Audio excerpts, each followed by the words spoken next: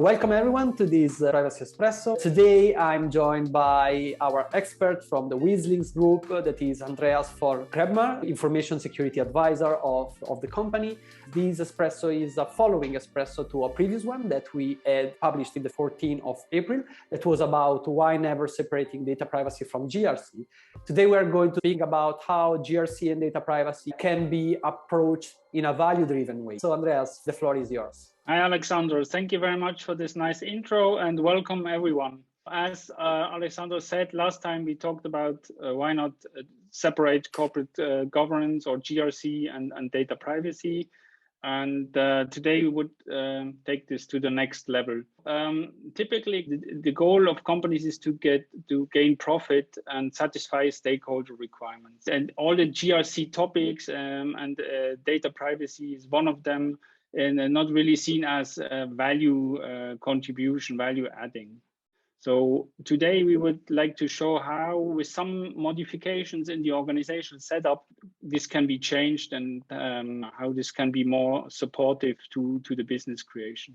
So last time we talked about the silos and that the GRC topics are handled in silos and what are the downsides of these silos.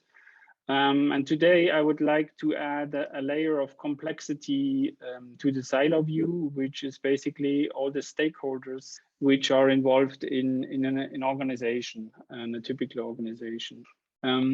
So if you take, for example, a request coming out from outside the organization, from the FDA or from an authority about data privacy topics, then this is handled vertically in the silos, but also sometimes horizontally by the stakeholders. And on top of that, it's also often reactive. Organizations don't have answers to that. So bottom line is treating it that way uses a lot of resources and keeps a lot of people busy. Okay, Andreas, that's very interesting. And you know, I see a lot of issues. So my first question to you would be, you know, how to deal with these issues. So that is a very good question, Alessandro. So basically, an organization needs to answer 4 questions. But first, they need to set up a central inventory of their critical assets, or a so-called ledger, and then start to ask the 4 questions. So basic first question is, what assets, valuable assets do we have, or what assets contributing to our business do we have? So tangible and non-tangible.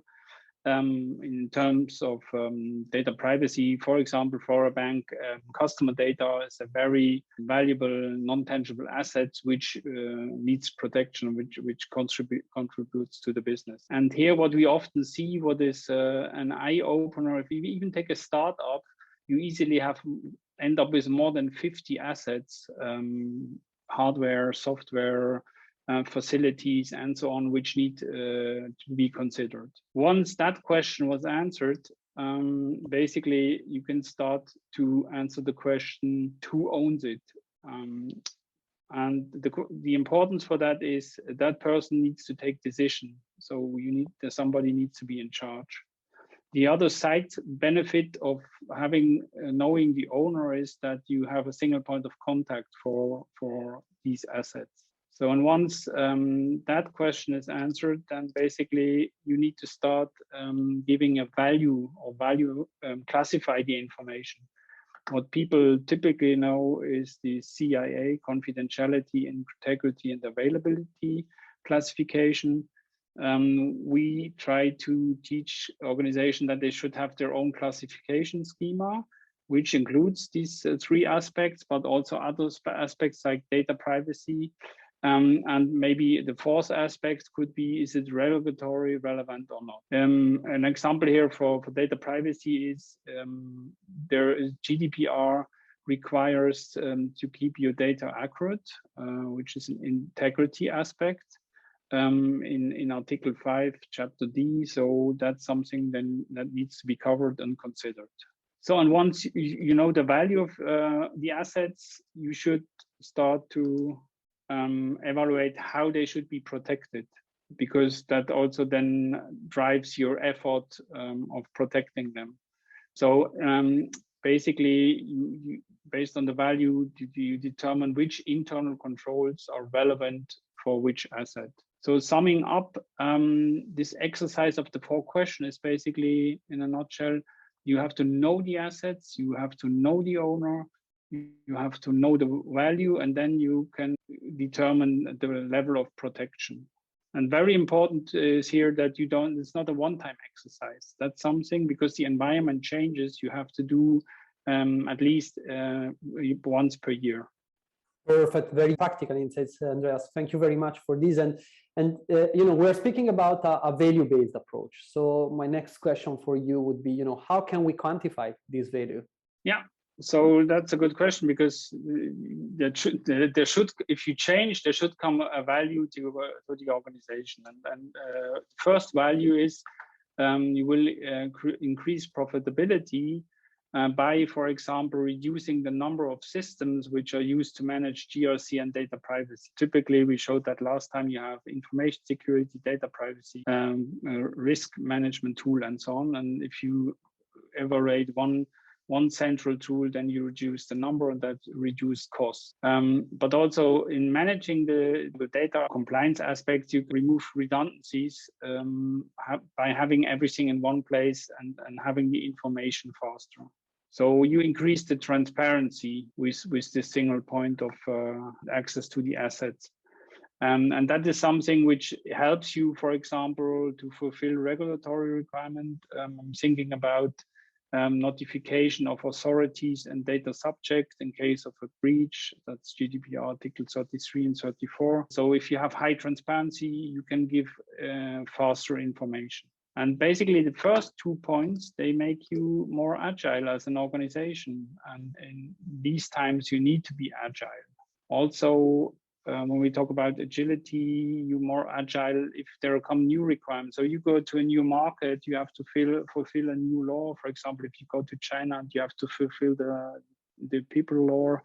Then you have pretty good overview of what you have and what is missing to fulfill the standards. The fit gap for these things is much easier. And all these 3, they lead to a better oversight of your corporate governance.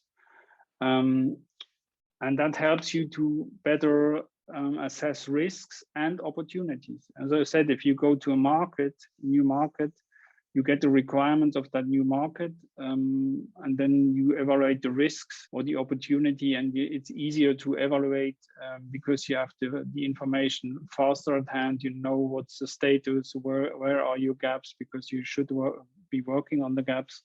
So it makes you more dynamic. Wonderful. That's impressive, Andreas. Just as a final question, can you tell us how to make it happen?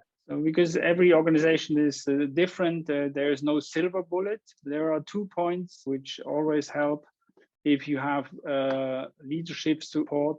So the change can be initiated bottom up, but you need to have management support, and management should also then also monitor and really see if the benefits really are gained, which you promised. The second thing is start small, start with one use case. So say we would like to have a really central, well-managed data privacy register in our organization, and that's our first use case. Take it from there. So that's something you can swallow. And don't go with Excel, because the Excel it's flexible, but there is no security in access. There is no backup guarantee. So evaluate the professional tool.